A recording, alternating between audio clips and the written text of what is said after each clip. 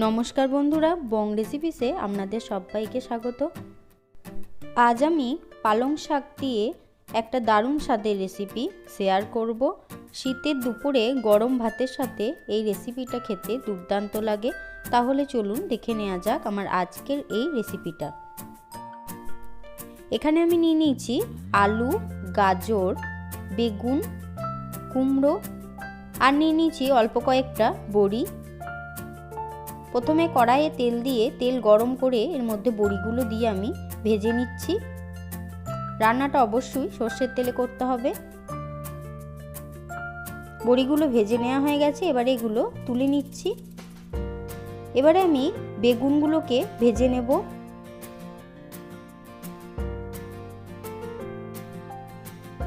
বেগুনগুলো ভাজা হয়ে গেছে, বেগুনগুলোকে তুলে নিচ্ছি।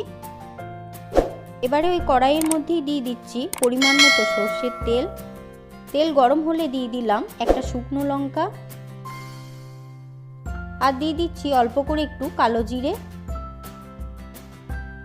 প্রথমে আমি আলুগুলোকে দিয়ে একটু হালকা নাড়াচাড়া করে ভেজে নেব।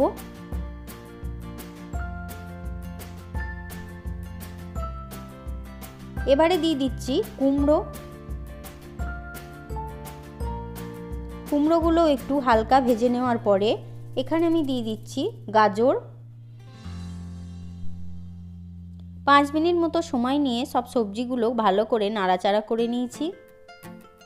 এবারে দিয়ে দিচ্ছি পরিমাণ মতো লবণ, হলুদ গুঁড়ো আর দিয়ে দিচ্ছি অল্প করে একটু জিরে গুঁড়ো।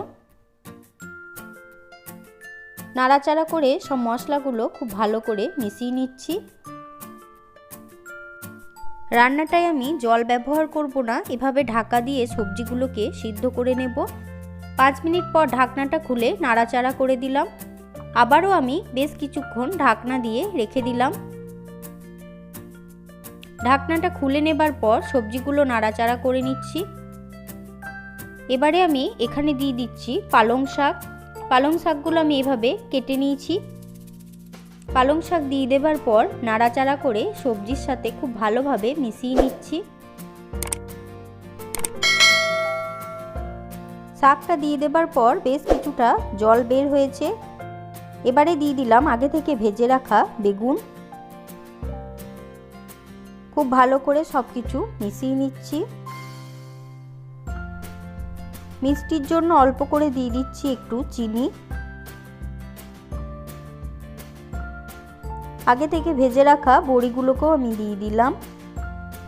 বেশ কিছুক্ষণ নাড়াচাড়া করে আমি জলটা শুকিয়ে নিয়েছি। দেখুন এরকম মাখো মাখো তৈরি হয়েছে। পালং শাকের ঘন্ট আমার একদমই রেডি হয়ে গেছে। গরম ভাতের সাথে এই রেসিপিটা খেতে দুর্দান্ত লাগে।